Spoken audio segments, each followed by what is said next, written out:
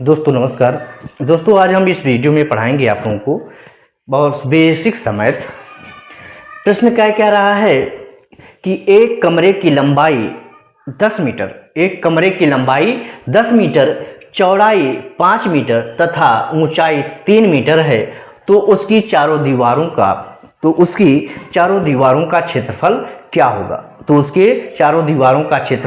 क्या होगा। तो आइए इसे बहुत ही सरल तरीके से हल करते हैं। एग्जाम में बहुत ही बार ऐसे प्रश्न पूछे जाते हैं और आप लोगों को जानना चाहिए कि इस प्रकार से प्रश्न आए तो हम कैसे हल करें उसको। ठीक है, उसका सामना आपको डट कर करना चाहिए। ठीक है, आइए हम इस प्रकार के प्रश्नों को हल करते हैं। कह रहा है कमरे की लंबाई दिया कितना है। कमरे की लंबाई दिया हुआ है कितना, 10 मीटर। ठीक है, लंबाई दिया हुआ है 10 मीटर और चौड़ाई दिया हुआ है कितना, 5 मीटर और ऊंचाई दिया हुआ है कितना, 3 मीटर। ठीक है, यहां तक समझ गए। अब देखिए चारों दीवारों का जो क्षेत्रफल है उसको निकालने के लिए हम क्या करेंगे, चारों दीवारों का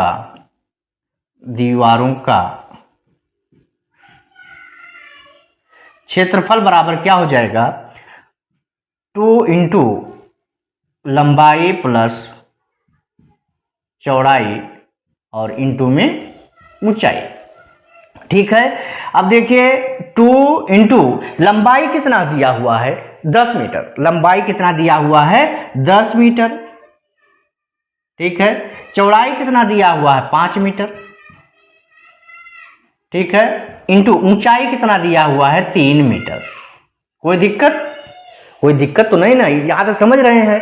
उसके बाद देखिए अब 10 और 5 कितना हो जाएगा, 15 मीटर।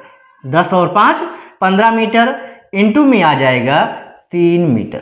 ठीक है, जब 15 से हम 2 में मल्टीप्लाई करते हैं तो कितना हो जाएगा, ये 30 मीटर। 30 metre into 3 metre. ठीक है, 3 3 जा 9 यानी 33 जा कितना हो जाएगा, 90। ये आंसर आएगा। चारों दीवारों का जो क्षेत्रफल निकल के आएगा कितना आएगा, 90 वर्ग मीटर। कितना निकल के आएगा, 90 वर्ग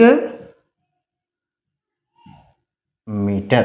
ठीक है, तो दोस्तों इस प्रश्न का जो आंसर आया 90 वर्ग मीटर। इस प्रश्न का जो आंसर आया कितना आया, 90 वर्ग मीटर। ऑप्शन में देखिए, देख के बताइएगा कौन सा ऑप्शन सही हो जाएगा। पहला 90 दिया हुआ है, दूसरा 120, तीसरा 100 और चौथा 150। तो इस प्रश्न का जो आंसर हो जाएगा पहला ही ऑप्शन होगा 90 वर्ग मीटर।